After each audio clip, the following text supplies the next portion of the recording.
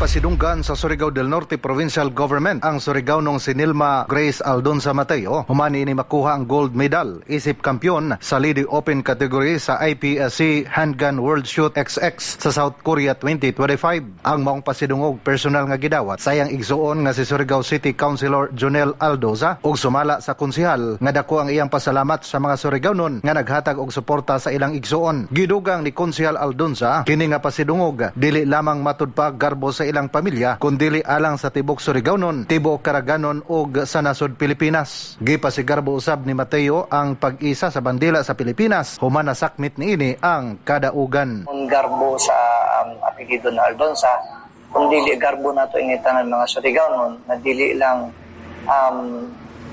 kung sa ingon na sa probinsya, kundi lang tungod dili ko lang sa probinsya, kundi lang sa ato nasod, kundi sa buok kalibutan na naay usa ka Surigao na niabot na kaning klase sa sports. Ang tipik sa pamahayag ni Surigao City Councilor Jonel Aldoza, mga katropa para sa instant nga energy, pagtumar og premium D3 alang sa nagkayusang Pilipino para sa Pilipinas. Kini si katropang Lemuel Pagalaran Ukay, XFM News.